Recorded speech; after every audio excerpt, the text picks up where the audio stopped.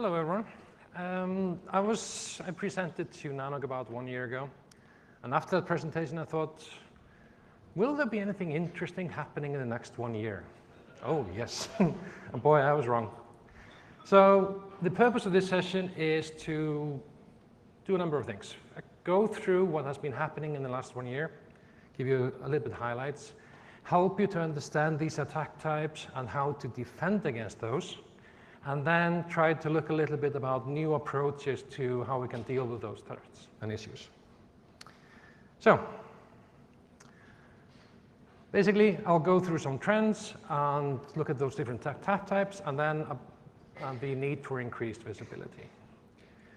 First of all, there's a URL up there, so if you want to take a closer look, then you can download the URL. But basically what we're saying is the attack size, the max attack size, and in this case we're comparing the first half of 2017 to first half of 2018. The attack size has increased by 174%, which is a pretty nice number. So it went from 622 gigs to 1.72 terabits. And the average attack size has also increased 24%. But the frequency has gone down. This basically translates into that there are fewer attacks, but they're a lot harder hitting. And there are two reasons for that. Number one is that the attackers have realized that if you hit someone really hard, he's going to stay down. You don't need to launch a lot of attacks. If you just take him out with a big punch, then he will probably go down. And the reason why they're able to do that is that the attack toolkits, they are now readily available on the internet. And like, for example, I'll come back to it a little later on, is the time from a new attack type being launched on the internet, like the memcached attack with 1.72 terabits, it took 5 days before an attack toolkit was available on GitHub. 5 days. And after those 5 days, it took about 2 or 3 extra days before that was included into the booter stressor services, where you can go and pay $5 to launch an attack against anyone.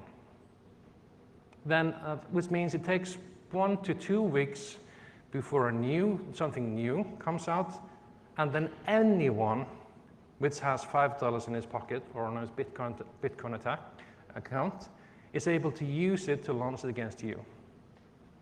So that's how quickly things happen today. So if we take a look at some information about what has been happening here in North America, and this includes the US and Canada. Canada is the tiny little yellow thing at the bottom, sorry. Then in the first half of 2018, 734,000 attacks, inbound attacks, and the total volume 1.05 petabits. That's a lot of garbage traveling through the networks with no purpose other than to attack someone. And the average attack size was 1.43 gigs. And this is actually an increase from 1.2 up to 1.43. So the average attack size is increasing. And so there were 7 attacks greater than 300 gigs in North America, compared to 1 last year. So the attacks are becoming larger, harder hitting, and you have to be prepared to withstand those things. And talking about withstanding those things, let's talk about new attack trends. Interesting things which these guys have come up in the last 1 year. And this is an interesting one, carpet bombing. Basically, this means that if, for some reason, I don't like, for example, like you, sorry, I'm just using an example, then usually I would launch a huge DDoS attack against your services, your infrastructure or something. And let's say this is one service provider and you are one customer of that service provider. So usually I would launch one attack against your IP. But carpet bombing would mean I would attack everyone on this side of the room. And then when the ad service provider begins to deal with that, then I'll turn around and attack everyone on that side of the room. And then I would only attack the first 3 rows or whatever. I basically, instead of attacking one specific IP, I begin to attack the subnets, side the blocks, and rotate and do all those things. This is not new, but until now, well, until this year, this has only been done by people which have those skills, which have the understanding of how networking works, and they do it manually. But then this got weaponized, meaning it was now, this kind of attack type is now available for anyone on those attack toolkits, and they can use it to attack you guys. So let's talk about how this actually looks like. Carpet bombing, of course, they're just using the normal attack toolkits that is using UDP reflection, which means DNS, SSDP, NTP, and so on and so on. Attack size 10 to 600 gigs. They rotate the attacks within the CIDR blocks. Like, you have a 6/16, the attack is /20. And then after about 5 minutes, they rotate to a different one. And actually, this is still happening. And last Friday, when I was packing my bags to fly over here, then I was going to have a quiet evening, just pack the bags, look at TV, watch Netflix. And then, yeah, someone was being attacked in Brazil, and they were using exactly this technique. And the time from, that is, when we had managed to stop the initial attack, it took 5 minutes before they changed the attack pattern. New kind of attack against a different subnet. We stopped that one, and again, they changed. They actually did this 5 times, and it was a miserable Friday evening for me. But this is how they monitor what's happening, they look at what's happening, and they will change their attack patterns, rotate, new types, and so on and so on. And it can be challenging to stop. So, in addition, because these attacks are distributed across a subnet, then if you have detection mechanisms which are focused on measuring volume against a specific IP, then, because it's spread across the subnet, then maybe those things will not trigger. An example is like you have SSDP amplification, you set it at 4 megs. But you have a 40 gig attack distributed across 16,384 addresses. That translates into 2.42 megabits per TRS.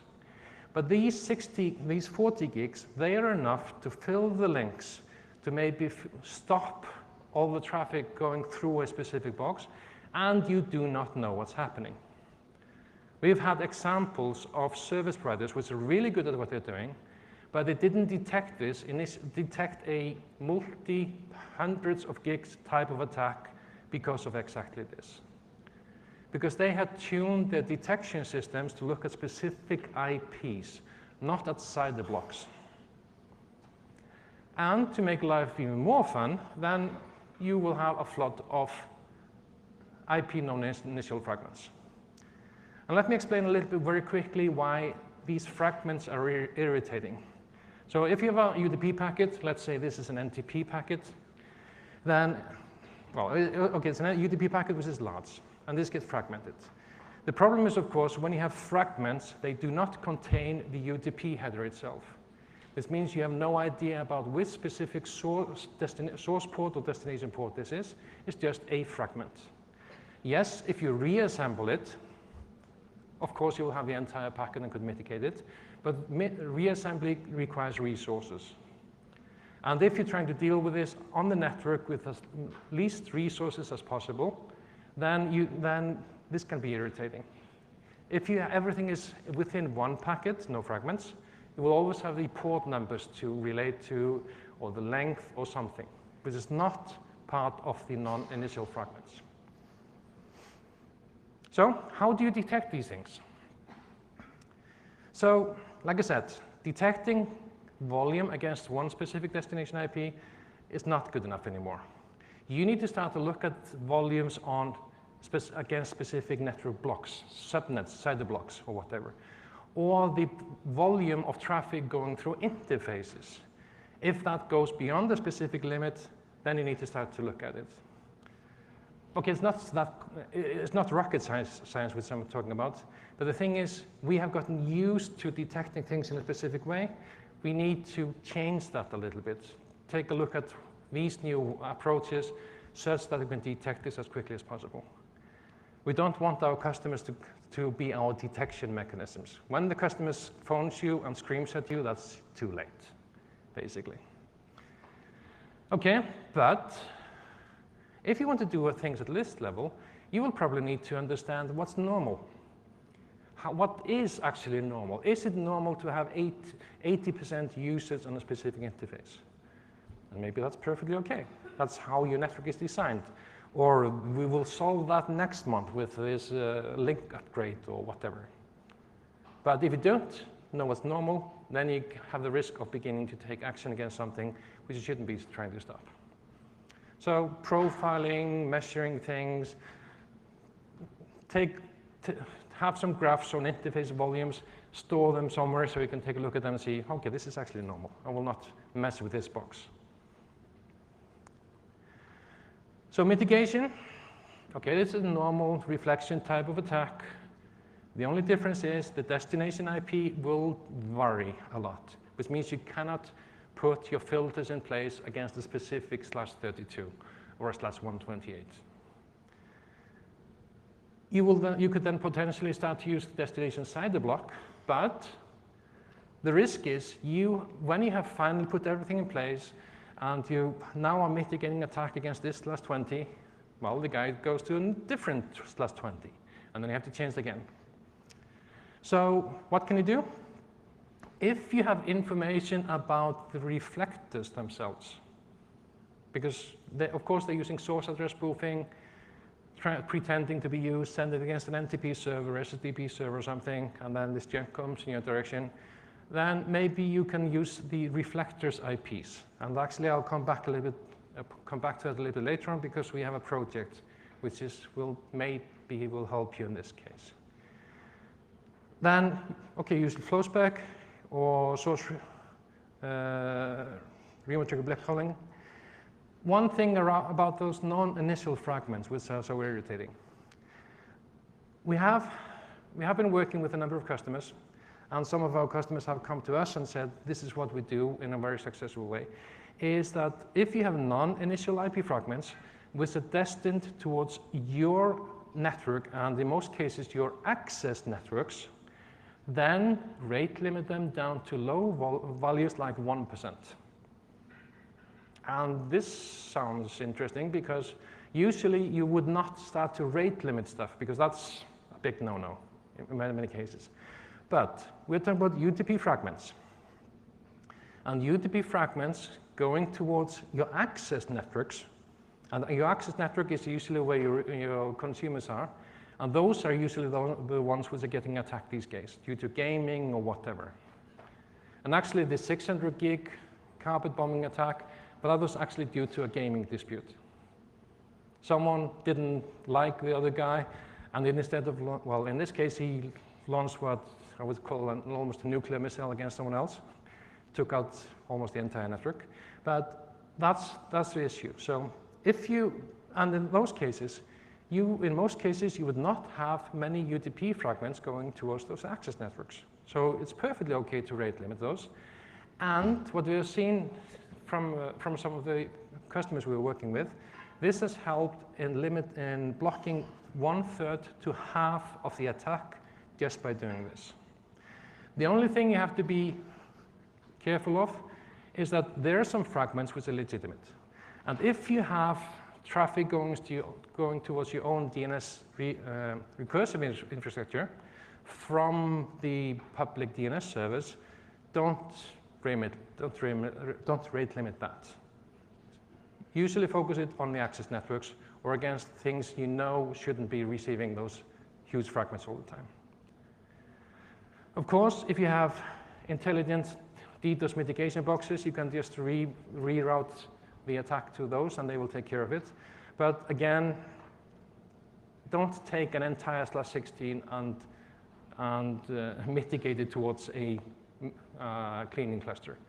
I will probably kill it because that's too much. But if you move this /24s or /20s, you should probably be okay. But these are things you can do. So, new things, new twist in SSDP attacks.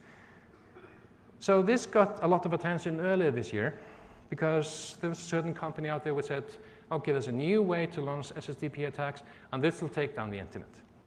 Well, it has actually been around since 2015, and the internet is still up, so it wasn't that really much of news.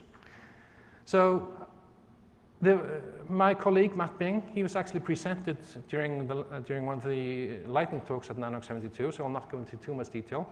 But basically, this resolves about there are SSDP implementations out there which have bugs, which means that instead of sending the replies back on UDP port 1900, they will send them back on a random source port. And based on our research, more than about 55% of those devices out there will send back the reply with a random source port, which is not nice, because that means if you have filters in place to block SSDP, they will no longer work. So how do you detect this? You can't use the source port anymore, because that is now random, and leaving you with a bunch of UDP packets, which you have to take care of, and potentially fragments. So, of course, using NetFlow, you will detect this. Then, how do you block this? Again, use FlowSpec, use the source IPs of the reflectors if you have those.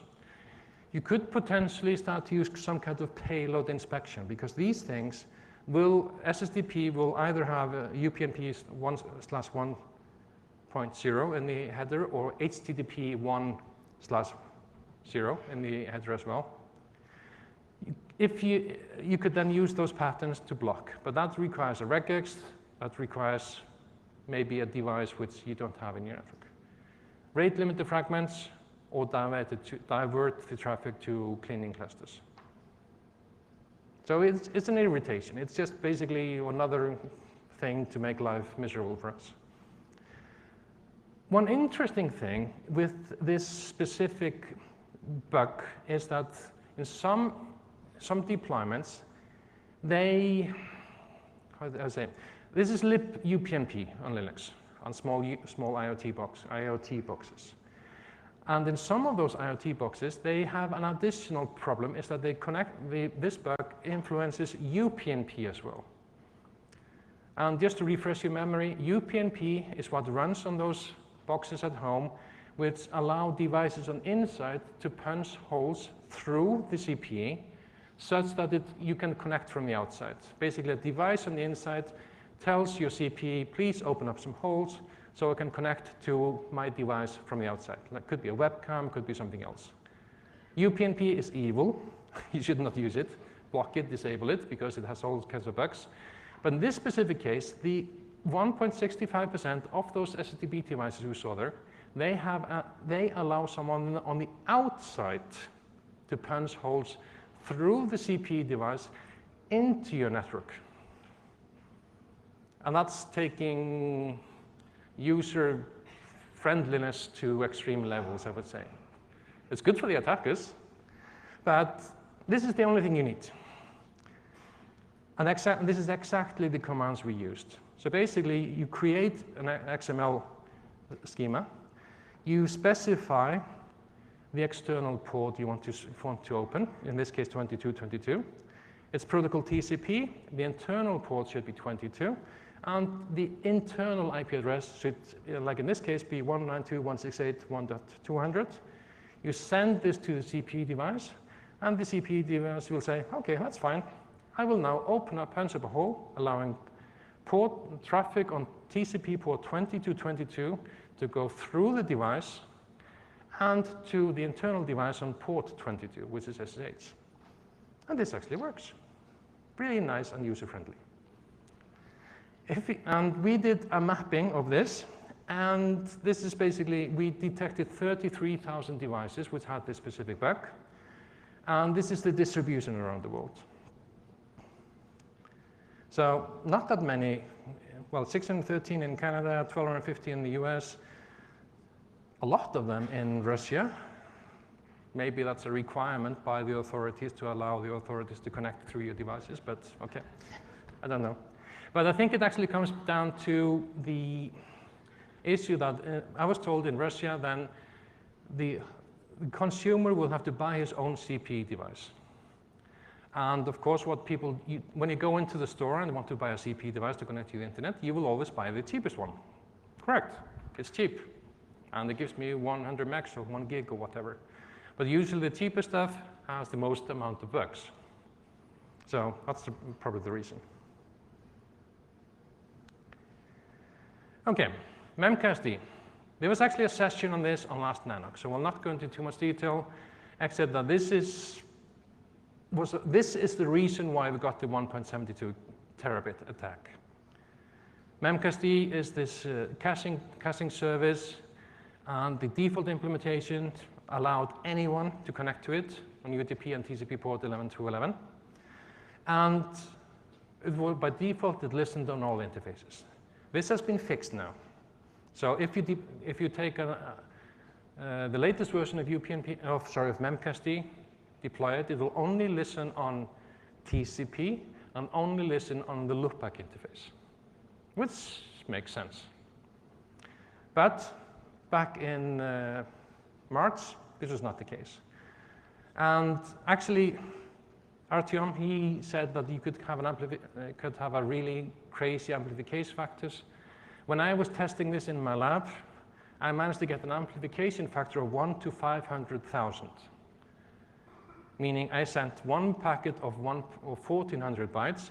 I got back a reply of 6.7 gigs. In real life, you will not get that because of all kinds of limitation in interface speeds, but this is totally crazy. This is, I would say, the limits to this is basically the hardware itself and the interface links. So if you would have a powerful enough computer on a 100 gig link, it could probably fill that link just by sending one packet. If you need 200 gig attack, you send 2 packets, and so on, and so on, and so on, just for the fun of it. Okay, so what I wanted to add to this, I wanted to add a section on how to detect and mitigate. Memcached is simple. It is basically a UDP reflection, UDP packets, source port 11 to 11. You detect it easily, you block it, and you should basically be okay. One thing which is interesting about this basically has shown the attackers how easy it is to create a super powerful reflector. And what's stopping these guys to go into a data center, install a VM, spin up a server with a vulnerable memcached service, and then use it to launch attacks? Okay, maybe they'll get taken down in 1 or 2 hours, but that gives them, and if that data center operator has not done his due diligence regarding security, he can basically have a lot of fun for a few hours. So that's easy. One thing which could solve this is actually, this is a post which Job Snyder's made on the NANOG mailing list. And this shows what he is doing. And this is an excellent example. Put those things in place onto your network beforehand. If you know about bad things, put them in there, and this will save your day. It's a lot easier. Trying to do this during an attack is a bit bad. It is very difficult because everyone will be screaming at you and your boxes will be collapsing and so on and so on. But if you have it in place beforehand, then use it. Okay, one question. Memcached, and this question was actually raised earlier this year. Memcached has 2 interesting commands, one called flush and one called shutdown. Shutdown is simple, it basically takes down the memcached server. Flush means flush the caching database and flush all keys. The way to get a big amplification attack is the attacker pre-position his own keys, really large ones, up to 1 meg, and then says, please get this specific key. Give me the value of that key, and then you'll get a 1 meg response. And if you ask for that repeatedly, like 722 times, which you can fit into 1 packet, then you'll get 722 times 1 gigabyte in 1 reply. Well, many packets, but yeah, that's how it works. The flush command means you should be able to then, if you issue the flush command, you will remove all the keys and clean out the database. So the question is, If you were under attack, someone is hitting you with a 1 or 2 terabit attack, and you can see it's coming from 100 specific sources which have vulnerable memcached installations. Should you go and start issuing those flush commands or shutdown commands to stop the attack?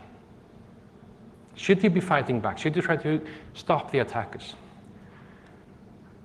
Who would do that if you're under attack? Please raise your hand. You're boring. The answer is, of course, no. Because these systems which are used to attack you are owned by someone else, and they are also a victim of this specific attack. The attacker himself, he's sitting somewhere in some country. Could be next to a neighbor, I don't know, but he's probably pretending to be someone else. But he's launching an attack, and he's abusing those servers to attack you. And in most areas of the world, it's actually illegal for you to go in and manipulate other people's systems. You're not allowed to do it. If you do it, you're as bad as the attacker himself. And this is basically stupid. If you're trying to fight back, you're doing a bad thing. And the reason why I brought this up is because people have been talking about this, well, I would say every second year this question comes. These IoT devices, should we be going out there and trying to shut them down? And they say those which have all kinds of bugs. Actually, someone tried to do that. This has been raised many other years back and so on. But basically the moral is, DDoS defenses are working pretty well. They're not perfect, but if you do your due diligence, if you harden your network and implement the right things, you will most probably be well off. If we begin to fight against the attackers, then basically what will the results be? It will be a virtual battleground, and basically everyone will suffer from it. So don't fight back, even if it is very tempting to basically do one telnet SSH, take them offline or whatever. So what I've been talking about now is basically, it's like we sit in a castle. And I like castles, you probably remember from last time. But the thing is, we have very little visibility. We sit there, and then suddenly there's this huge army outside our gates trying to come through. And when they arrive at our gates, we basically have to try to deal with whatever is happening at that point of time. We have no information about their capabilities, how they behave, why they're coming, and so on and so on. And also, these guys, they are really innovative. As soon as they come up with new kind of attack types, we try to deal with them, we try to educate everyone about this, and we will learn how to deal with, let's say, memcached or SSTP with random source port and so on. But then these guys will come up with something new. And then basically this cycle continues. New kind of attacks. Everyone says the world will collapse and so on, but we deal with it and so on. So they're constantly coming up with new stuff. And like, for example, Mirai, which came out in 2016. Since September 2016, there have actually been 5 new implementations of Mirai, which have new attack capabilities, new distribution mechanisms, and basically becoming more and more clever and intelligent. So what I'm trying to say is that we need to try to become more clever in dealing with this. So seeing through the fog. One thing which could be interesting is to try to detect those attacks and how they look like in real time, preferably before they happen, but at least when we see that they are happening, then we can know what the capabilities are. Like, okay, we know the Viking army is on its way towards us.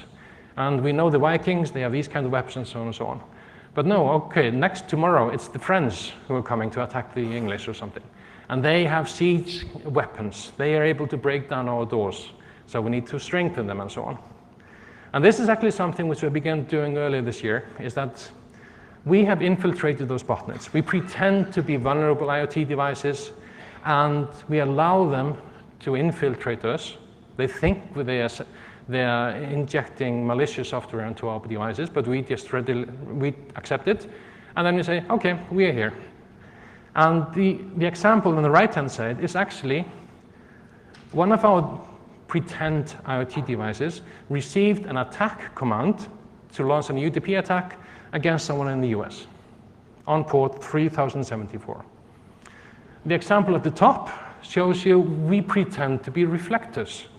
So in this case, we are pretending to be an NTP reflector, meaning someone scans the internet, has found us, and is now trying to use us to launch an attack against someone else.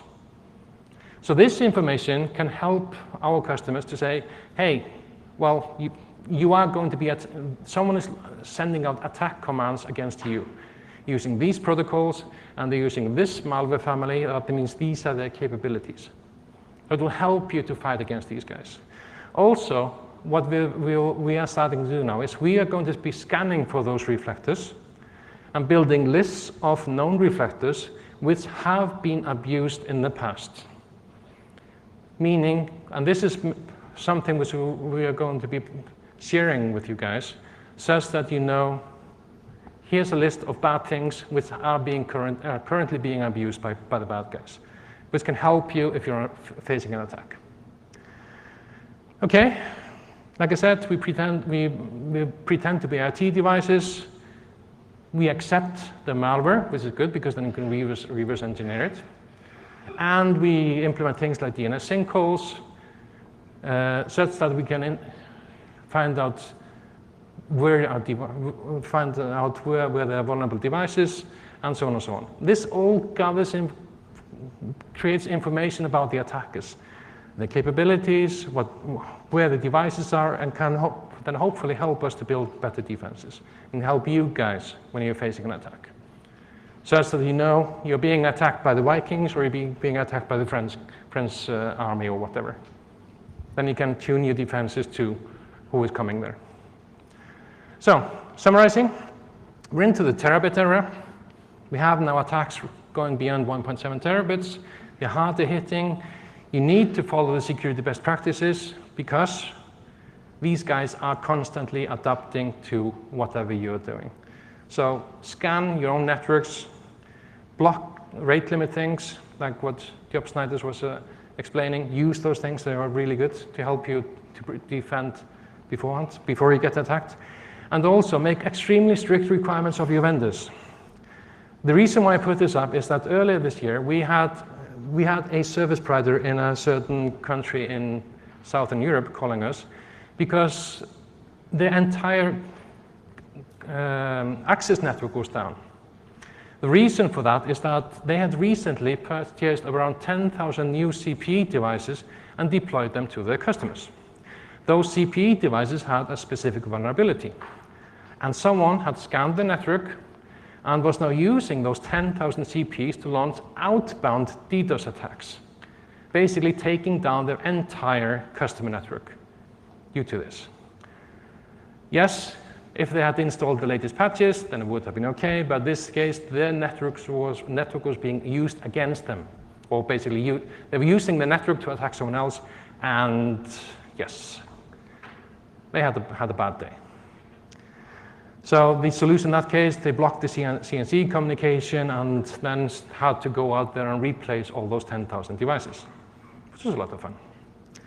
And soon, we'll be making this new information sources available to help you, because we need to become better at this. We cannot just sit there and accept all the crap coming in our direction. So, thank you for your attention. And if there are questions, then please bring them on. Thanks.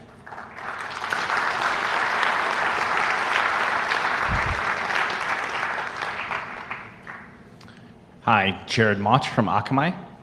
So I have a curious question for you. So I've been tracking kind of the DDoS trend line for a number of years of just kind of figuring out where it seems to be compounding itself. And it seems to be compounding itself at around 150% per year. So if we're at 1.7 terabits for 2018, my projections kind of say that we're going to be up there. Have you been doing similar trending and kind of followed that? Because I've been following this since the first, 100 gig attack, and I went and I reverse calculated with all the big ones that hit the media, all the way back to, with the exception of like probably the original carpet bomb attack was SQL Slammer back in 2003, where everything was just full. Yeah. So I tried to do that, but I've stopped it because these guys, they exceed everything I can ever imagine. So it'll continue. It'll continue.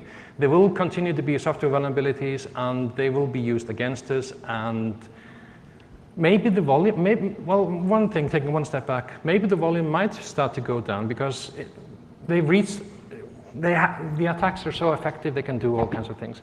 But as we get better defenses, they will just change the tactics and become more clever.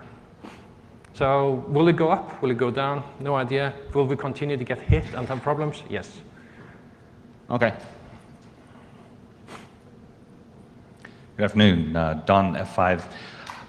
As attacks get larger, as potentially multinational corporations either become targets or part of it, do you see cases where it becomes acceptable to hit back? The problem is hitting back. Who should you hit back at? The number one rule is the attacker will pretend to be someone else.